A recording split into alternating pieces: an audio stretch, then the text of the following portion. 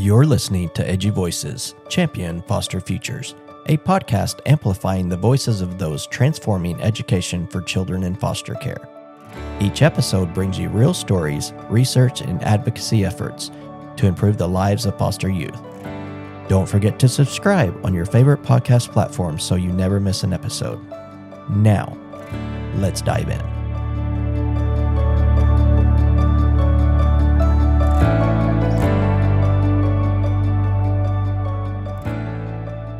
Welcome to EduVoices, Championing Foster Futures, a podcast dedicated to amplifying the voices of educators and advocates working to improve outcomes for students connected to the foster care system. I'm Dr. Stephanie Barbre, and alongside me is my co-host, Dr. Dusty Palmer. Together, we explore how education systems and communities can better support foster-connected youth from K-12 through higher education and into adulthood. Today's episode focuses on an important transition point that often gets overlooked, the journey from foster care into higher education. Research consistently shows that students with foster care experience face barriers not only in accessing college, but also in persisting and completing a degree. That's why campus-based support systems are so important. Universities can play a powerful role in creating pathways to belonging, stability, and long-term success for students who have experienced foster care or adoption. Today, we are joined by Ms. Ariana Hernandez, Director of the Raider Relief Advocacy Center at Texas Tech University, and Ms. Cindy Garza, who is the Program Director and Foster Care Liaison for Fostering the Future. Ariana and Cindy work at the intersection of student advocacy, resource access, and campus support systems, helping ensure that students who have faced significant life challenges can still pursue and succeed in higher education. Ariana and Cindy, welcome to EduVoices. To begin, can you explain the mission of Fostering the Future within the Raider Relief Advocacy Center and how it supports foster-connected students here at Texas Tech? Sure, thank you. The Raider Relief Advocacy and Resource Center on our campus serves as a centralized hub for on- and off-campus resources for students. More specifically, what we try to help a student with is that basic need and security. So sometimes that looks like housing, food, utilities, childcare, transportation, and in some instances, the impact of any physical or financial and emotional hardship that the student is experiencing while they're here at Texas Tech. More specifically, Fostering the Future serves our foster care and adopted students who are currently on our campus. And I'll let Cindy share a little bit more on the mission and vision for Fostering the Future within the Advocacy and Resource Center. So really, like you mentioned, goal is to advocate and support those students who are in foster care or were adopted. It's a new program. We've only been here for 2 years. We're really trying to find the best way to provide that support to students. Also, been trying to build community so that students know that we are somebody they can trust, that they can come to, that this program is not something that's required of them to participate in, and it's not something where we're wanting them to identify themselves. It's something, it's basically a program that's for them, and really our goal is to make sure that we're building this program to where students feel that it is something that they want to be a part of and that they want to support other students themselves.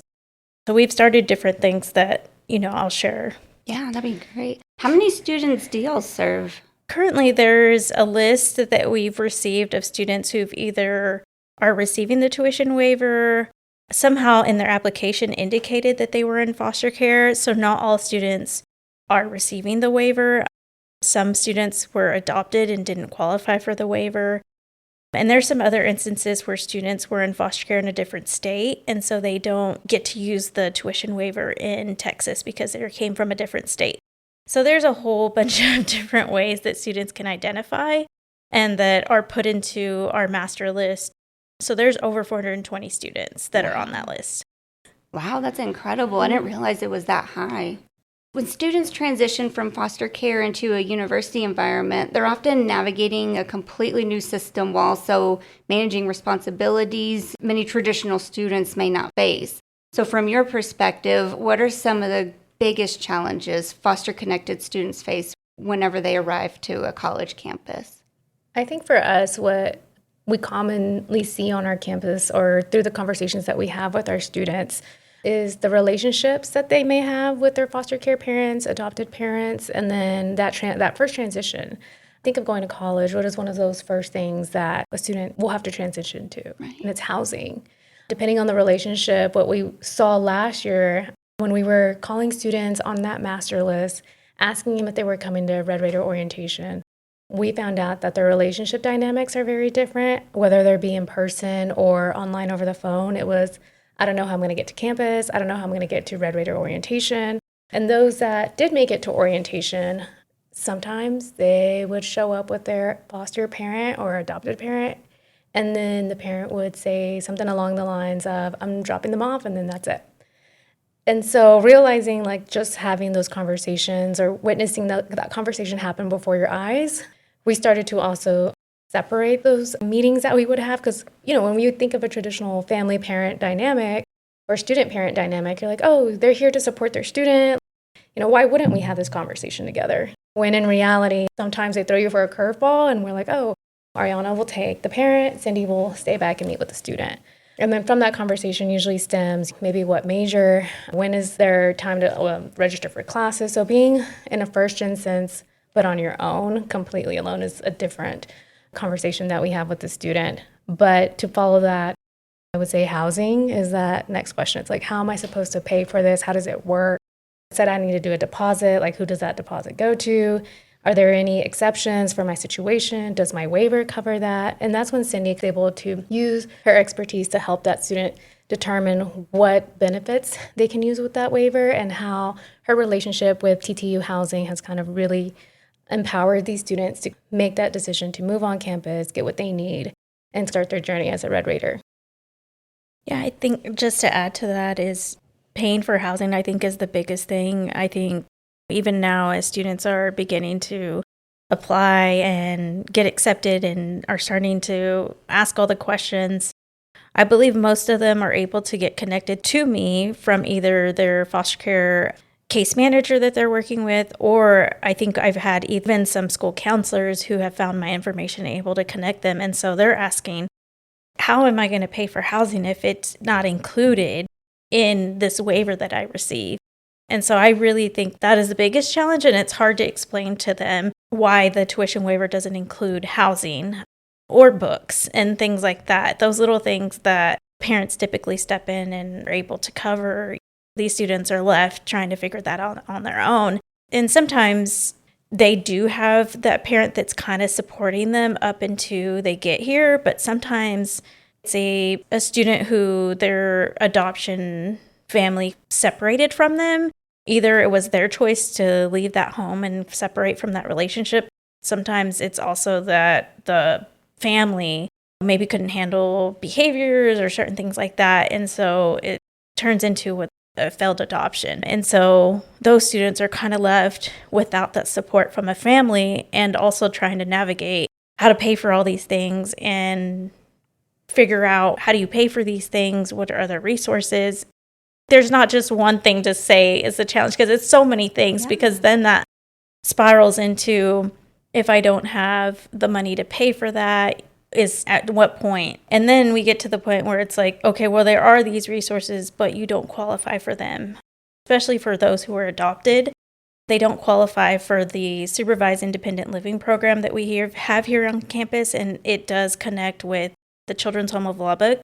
They are able to pay for housing for them to live here on a dorm if they qualify for that program. But I think the majority of our students that are asking for help and coming forward and wanting to participate in our program are those who were adopted and don't qualify. I would say the majority of these students I talk to don't qualify for that and are left trying to figure out how to pay for that, to pay for housing and those other things that come along with that. Cindy, can we get more into the Texas foster care tuition and fee waiver?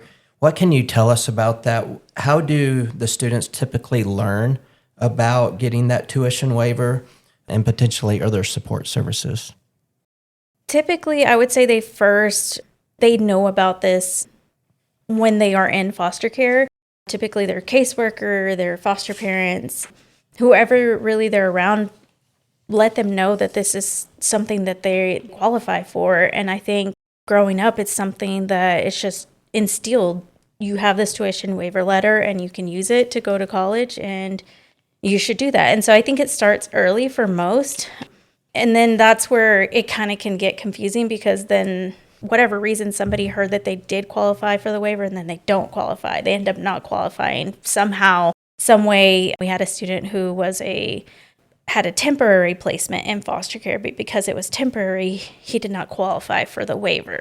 There are some students who unfortunately fall in that. They're told that they're going to get this and then they don't. By the time they're 16 years old, they do have to participate in the preparation for adult living, just the POW program. And so once they go through that kind of it gives them more resources. And typically they go through a list of resources, and they're supposed to know how to connect to those resources and their waiver.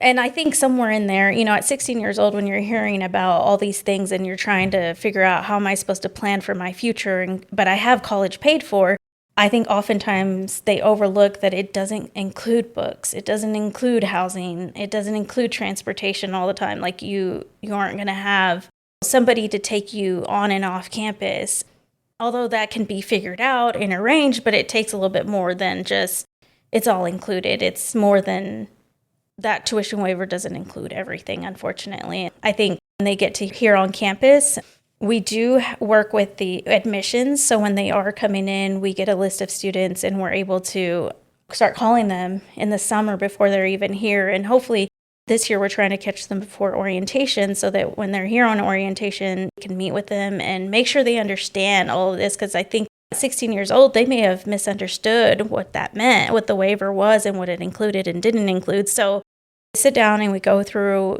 what their plan is, who are their support people, and we have a group me. They don't have to participate, but if they would like to be in our group me, they're able to hop on there. And so we post all of our events, and they're also able to ask questions. They can send direct message to us if they have questions, if something comes up and they don't know or they forget something.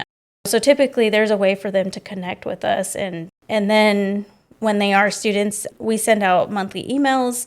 Has resources and lists of things that are helpful to students on there. I've looked up the Texas Education Code on this, the Texas Foster Care Tuition and Waiver Fee. Some of the eligibility rules in foster care on their 18th birthday, adopted from DFPS, conservatorship, in foster care when graduating high school. These are just some of the eligible, but the main thing I always see is the age of 25, and that they need to be enrolled in at least one college. This could be in high school, a dual credit course, just enrollment. It doesn't mean that they have to pass the course. They just have to be enrolled in for them to be qualified. If you want more information about the Texas Foster Care Tuition Waiver Fee, then you can visit the statute in the Texas Education Code. And Dusty, I will have to double check on this, but I believe this summer a bill passed where that 25-year-old threshold is no longer standing. And so students or those that aged out are able to use, if they qualify for their waiver beyond that 25-year-old threshold. Do you remember that coming out in the summer? Yes, I know it was in the works, but yes, they were working on getting that approved to where they did not have to enroll by 25. Okay, very interesting. We'll definitely look into that. Thank you for sharing that. Sure, because think about the tuition waiver excluding housing. So even here at Tech, does that mean it doesn't include their food also, or is that covered a different way? Right, it doesn't include their food. Obviously, like some of those basic needs that maybe they've had to go without maybe at some point in their life, right? Now they're dealing with that as an adult or into adulthood. Wow. Talk a lot about, the need for a network of support to be successful. So you mentioned the group me. What are some of the other most critical needs that foster connected students have once they arrive on campus? Are they able to build relationships with their professors? So I'm sure they have a nice social network, or they develop friendships just like everybody else. Is there a special program even here at Tech that allows professors to work directly with students? Imagine they have FERPA and all of that, sure. But I don't know. I just think about these students are largely alone. And so just developing some better relationships with them among faculty even. Yes, and We have what's called campus champions all over campus. So from financial aid to housing, we have a person who is our champion that we will reach out to. And so we've talked about different ways that this could happen. In my mind, the ideal way would be to have faculty that could stand in as an advocate in every area on campus. And so I know that is a big thing, and I think it's hard to know if faculty would be interested in being a part of this. And maybe it's not even necessarily that role, but just somebody who is advocating in each area academically for students, because I think that is really needed. Other ways, I think, mentorship, I think those other ways we're currently working on how to revamp this. How do we work with, mentor tech and things like that to make sure that there are mentors aware who maybe have a heart or maybe who want to work specifically with those that were in foster care. Right. Yeah, I love that. Cindy, you've talked about housing insecurity a lot today. Can you go into the food access? How do students manage that? How do they get food? How do they know that they will have that stability? I think for us in the Raider Relief Advocacy and Resource Center, working all together, we are able to make sure that students have access to food. If it's an emergency bag, our food pantry assistant director, Isaiah, he makes sure that we know where those are. We have access to those emergency bags to give them out. Also able to work with Isaiah. If we have a student who comes to our office and is needing something and the food pantry is closed, we're able to access that. And we're able to get them in even after hours and figure that out for students to get them something. It's also worked with students on getting them to the food bank locally. And so we're able to work together to figure that out. And so if a student comes to us and is in need of food, we find some way to provide that and get that to them, whatever works best for them. Obviously, if they're in a dorm, the food bank may not be the best option because typically that's going to be food that they have to cook and prepare and things like that in the dorms. I don't know that they all have access to a place to cook food like that. I think it is hard for students who are in that position. I think a lot of them we've heard from often they're like, yes, I'm short on my meal plan or I am needing food, but I'm okay. That the food pantry is for other students who are in need. And so that's been one, challenge is to let them know hey, it's okay to receive this food. It's not something taboo that you don't want others to know about, but unfortunately, I feel like students do feel that way. We had students who, at our last annual survey, talked about wanting an after hours exclusive visit to the pantry to where others wouldn't know that they were visiting the food pantry. And so there's that, and there's just students who they believe that that's for somebody who is in greater need than they are. Speaks to how much they've overcome and how they don't see themselves as necessarily needing that or wanting a handout. They think that they're fine, but it's trying to meet them halfway and get them to understand this is something that's included in their tuition. It's included in the support that's here at Texas Tech for them. We try to work with them and encourage them to accept those things. I will say Cindy and Isaiah have worked really good together about helping students apply for SNAP. Over the summer, Isaiah was able to secure a contract with the Texas Health Benefits. He and Cindy are able to help students, whether they are in foster care or just somebody experiencing food insecurity, apply for SNAP benefits through our office as well. Something that Cindy also kind of echoed, or I want to echo on what she said, is adding money to their meal plan. And so every February and October, Isaiah and I receive a list of students who are at less than $200 left remaining in the meal plan. And from that list, we pull any of our students who we have identified as foster youth or adopted or have that tuition waiver. And then Cindy does contact them with her research assistant to let them know, hey, this might be an option. And then part of that as well is some education behind it. What is the financial education behind spending $40 in one day at Chick-fil-A kind of situation? What's happening here?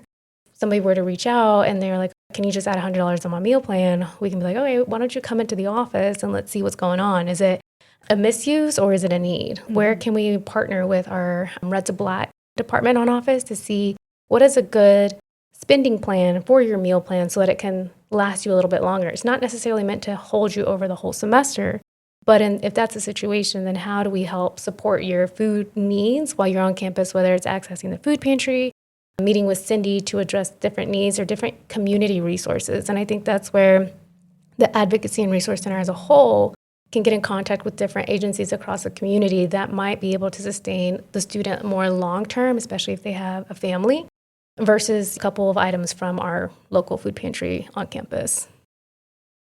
Wow, y'all are doing some incredible work over there. I mean, I've been a part of this campus for easily since 2006, and I had no idea resources like this existed. And so this has been in place for 2 years, you had said? What a need it's addressing. Wow.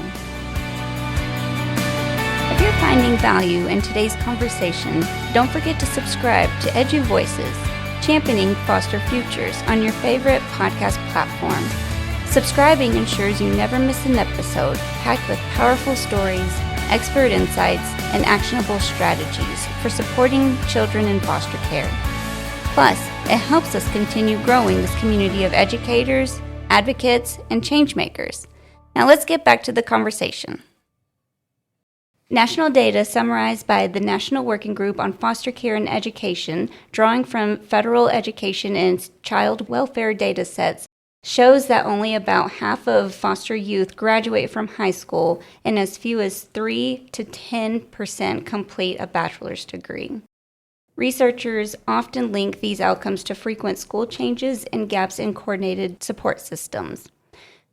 With that national picture in mind, what strategies does Fostering the Future use to support academic persistence and degree completion here at Texas Tech? So as far as degree completion and helping students basically stay at Texas Tech, we also track and monitor all of our students that have come through our office. Recently, Cindy implemented ambassadors on campus, about a year old now, where we have dedicated foster youth, or they don't necessarily have to be, but maybe a student who's passionate, connect with these students.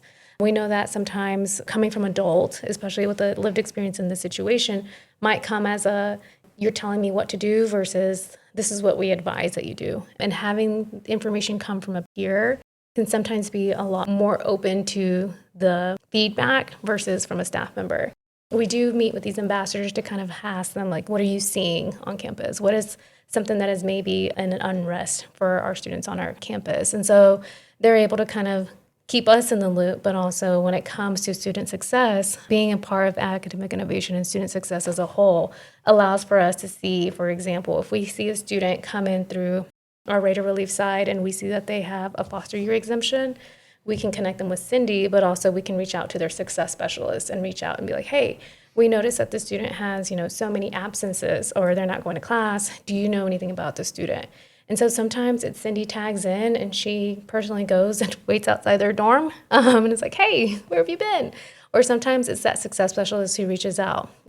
There's also on-track champions through academic innovation and student success, which specifically helps the first year students. Same thing, if they get flagged, we get notified of it. Any student that has that liaison or Cindy's exemption on there, then they know to notify Cindy. Her education and training with faculty and staff, I think you did one with arts and sciences in the fall, helps staff understand that there is a foster care liaison on our campus who is doing the work and is willing to help the students if they see somebody, or maybe they've had a conversation with the student and they've self-disclosed, they can loop back. Yeah, I think academics are really important, but we also view the student as a whole and we want to make sure that their needs are met. I think it is really hard to do well academically if you're struggling with food or you don't know how you're going to pay your rent. Sometimes we see students who are really distressed because they're unable to pay their rent, and those things really do affect them. And so I think first it's meeting their needs and figuring out how do we connect them with resources. And sometimes it is hard. It is that the student has 1.93 GPA. And so they're just below that 2.0 to get financial aid. And so they're kind of stuck in this cycle of, I really have to do well this semester, and I also have these other needs. We've been able to step in and help some students with that need that they were having. Sometimes the power was turned off and they're an online student, so they need their internet connection and they need to be able to use that. And so we were able to step in and help with that. kind of goes together, making sure that their needs are met and that we're helping however we can. And when they are trying to get their GPA above that 2.0, we have other resources, like she mentioned, the success specialists. And so in order to try to build that community for our students, we have invited success specialists to our events. University coaching is another big one that we've worked with. And I think we want students to see that those are people too. And university coach is a person as well on campus that can support you. When university coaching opened up coaching to staff this summer, I was like, I want to try that. Like, I think that would be helpful, even just in everyday life of things that you're trying to accomplish or just things you're having to work through. And so I think students seeing that we're all real people and we all can work together to give them that support that they need in that community, and they can have somebody they can just walk in and talk to. I think this has been the first semester that I had a student who just last week walked into my office unannounced, just had their lunch and I was walking by and I had my lunch and I thought I'd come say hi, and is it okay if I just eat my lunch here with you? And I'm actually eating my lunch just now too. It's 2 or 3 in the afternoon, but I'm just now eating lunch too. Sure, let's, catch up and just see how you're doing. And I think that's the start to being able to have those conversations where they can trust our program and trust that I'm not just there to, did you do your homework? Are you doing what you need to do? And it's also like creating that relationship and letting them know if there is something you need, let's try to figure that out together and find you the support and resource that you need. But yes, also, you should probably check out university coaching, or you should go to tutoring and make sure that you're staying on top of your homework and things like that. But I think it all kind of goes together. It sounds like the university has a strong sense of community, helping and making the students belong here at Texas Tech. You've mentioned the ambassadors, on-track champions. I believe they're still mentoring tech for the incoming freshmen. I know last year the President's Leadership Institute did a food drive for y'all at the Raider Relief. There's lots of internal here at the university. Is there any external organizations that have found y'all and asked, how do we help? I think the biggest organization that we've worked with is the Buckner FYI Center. We are able to refer our students to their program. Typically, most of our students do qualify. It is for students who were in foster care or adopted. Typically, they do have to have are eligible for the tuition waiver letter. And so those students are able to work with the Buckner FYI Center and their program. And sometimes they are able to help with rent, books, gas card, food card, things like that. And so we've had several students that we've been able to connect and they've been able to get support from them. There's another organization called Foster Alive. They were able to help with rent and different things that students were needing. That has been really helpful for students who don't qualify, who don't meet the 2.0 GPA for our Raider Relief emergency funds. We were able to find outside organizations that are in our community that are wanting to help and work with us. The Children's Home of Lubbock, as I mentioned, they are, the provider for the supervised independent living program. And so they have case managers that meet with students and they are able to pay for a housing year-round and a meal plan for students that were in foster care. They had to have aged out of foster care to qualify for that program. And I would just like to echo, Cindy's done a phenomenal job bringing together our community, but also individuals from Amarillo area. They are aware that she is here, as well as some of the educators. She's gone on webinars with admissions. So she's had school counselors from our local area reach out because they know that she's available, but also her relationship with our community agencies has grown so much because sometimes it comes down to trust. In this specific field, come across a high turnover sometimes, or agencies change policy or leadership, and that can be very difficult to have a relationship and to trust these individuals, especially when you care about your own kiddos, your own foster youth. You're kind of a little protective about, I'm going to hand them off to Cindy or I'm going to hand them off to Foster Life. And so we tend to be maybe a little bit more closer to our hearts and make sure that we're handing them off to the warmest person we know. December, when she had the opportunity to get together for lunch with them, she had, I want to say, over 10 to 12 people from the community come out to this lunch. And that was probably, and I've been at Tech for 13 years, And it's been hard to get them to come out and whatnot. And so to see them all together eating lunch and just playing the Christmas games that Cindy and her team had organized and the goodie bags and whatnot, I think it really did make them feel special and seen, but also realize we are here for the same mission. Texas Tech is here as well. And so if you have students who are wanting to attend Texas Tech or they're at Texas Tech, we can have an exchange of services and support for the student. And it's not just, it's my student or it's their student kind of situation. We're all working together. And that has been a huge, I would say, breakthrough the past 2 years.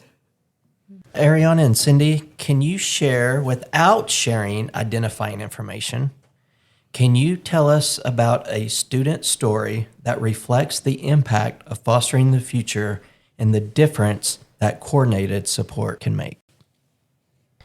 I think I mentioned a little bit about the student whose power was turned off, and they were an online student and their power had been cut off. They had tried to pay their bill with their bank card, but they did not have the funds. Their power was turned off, and then they couldn't find a way to pay anything. They were kind of cut off from being able to pay with checks or anything like that. And we were able to find an alternative way to pay for the student's utility bill. This student had previously shown up at the food pantry and was not currently enrolled. And when they go to the food pantry, they provide their R number. And so we can see that they're not enrolled. We can see different things.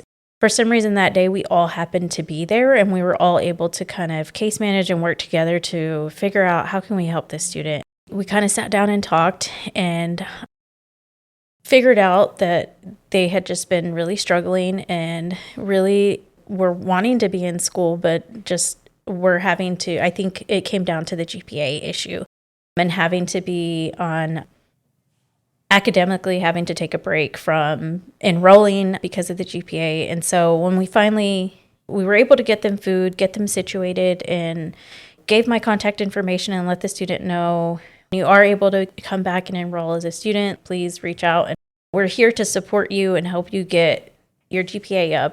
So fast forward, the student is back and, as I mentioned, was struggling with the utility bill, and we were able to help him pay that. And so now, when I check in on the student is doing a lot better financially. They're able to find a stable employment here on campus.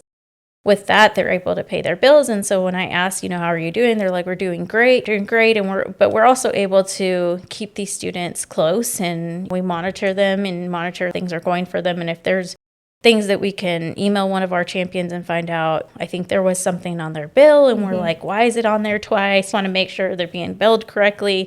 But I think just seeing that we were able to find an alternative way to help this student who wouldn't normally qualify for Raider Relief funds and things like that, we were able to find a way and kind of help them over that hump. And it kind of, I feel like it shows them that there are somebody here that cares, and we're trying to figure out how to find ways to support them, even though it doesn't look the way it's supposed to look. Like, they don't have the perfect grades. They don't have everything that they don't have the 2.0 GPA. And I think a lot of times when maybe some staff maybe see that, maybe they're discouraged and think this student isn't trying or this student doesn't care because they can't have a 2.0. But as we mentioned, there's so many other things that go into that, their needs and all those things that the tuition waiver doesn't cover, and how they're figuring out how to pay all that. I think it sometimes takes over and it causes a lot of stress. And so to see that this student was able to get back enrolled after not being enrolled and reach out for support, because sometimes it's that too. It's that these students think that they don't deserve that. They don't deserve to get help, or that they're doing okay.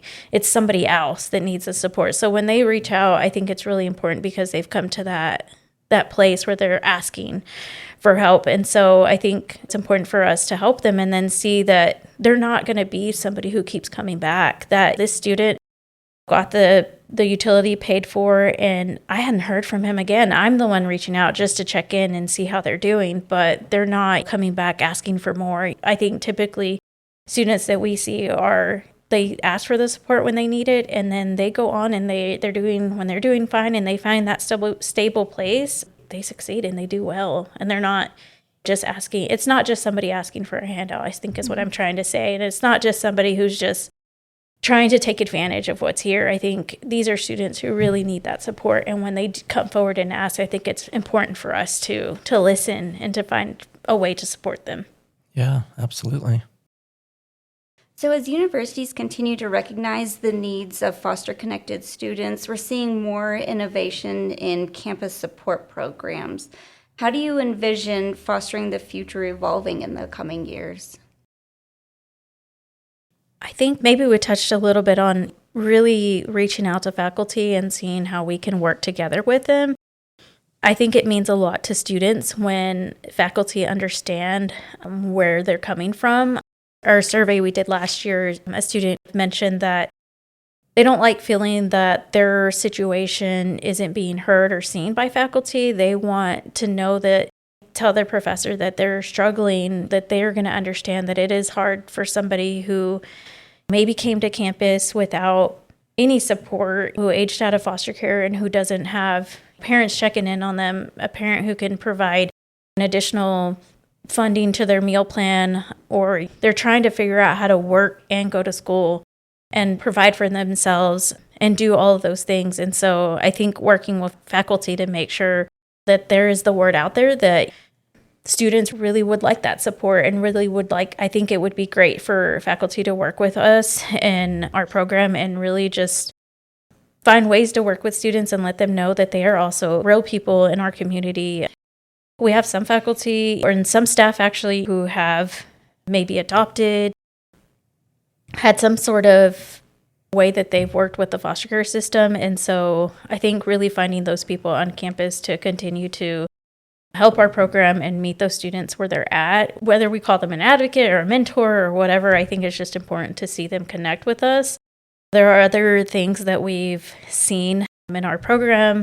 There's additional funding coming through that we're working on how to ensure that this is going to be something that we can provide for students and something that we're making those exceptions and seeing that it's not always about the student having a 2.0. That means that they're trying. Sometimes they don't have that 2.0 for other reasons and they're struggling with other things to make sure their needs are met. And then they're able to, I think, be more successful academically.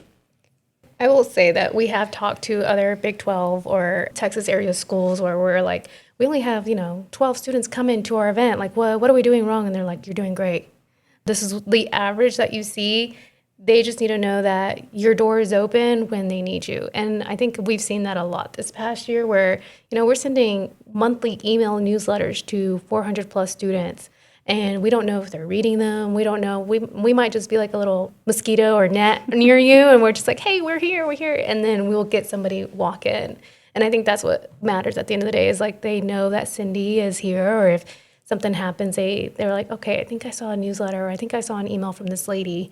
I'm going to go talk to her and see what I can find out. And I think that is the impact that we're looking for is knowing, or students knowing, and faculty and staff knowing that there is a dedicated individual on our campus that can help a student with this type of experience. That's phenomenal. Thank you all so much for joining us today. I feel like the overall theme, as we mentioned during the break, has just been Maslow's hierarchy of needs. This is just the first step. So it's about programs like Fostering the Future that remind us that access to college is just that first step, but creating these systems that help students persist and thrive is equally important. And for our listeners, this conversation highlights how universities can become powerful partners in changing the trajectory for foster-connected youth. When institutions intentionally design support systems that address financial stability, housing security, mentorship, and belonging, they create pathways that extend far beyond graduation.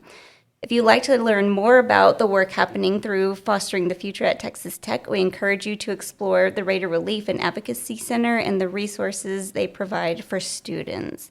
So Cindy, special thank you for doing all of this incredible work and for both of you all for joining us today for us to learn more about it. It sounds a lot like the services that you're providing to students that were connected in foster care, but also the support that you guys need to help continue that mission as well. And so if we can ever be a resource for you, please do not hesitate to reach out. And I imagine I will be reaching out to you too about some ideas that I have that maybe we could help in our program to help you guys. Thank you.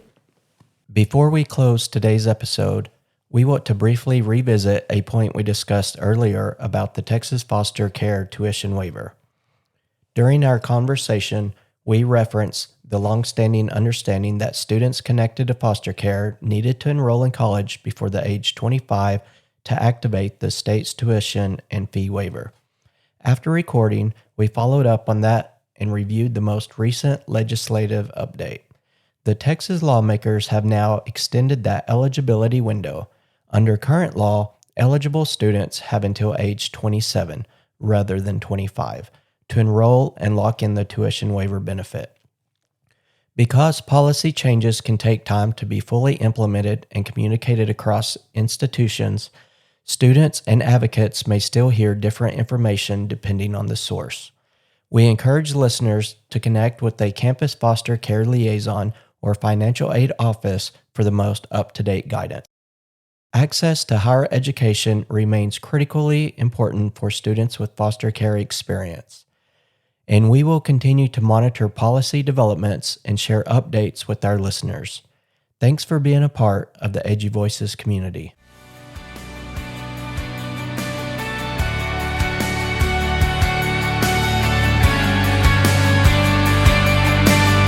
Thank you for joining us on EduVoices, Champion Foster Futures. We hope today's episode sparked new insights and deepened your commitment to supporting foster youth. For updates, bonus content, and upcoming sessions, follow us on our social media outlets or visit our podcast page. But until next time, keep listening, keep learning, and keep advocating.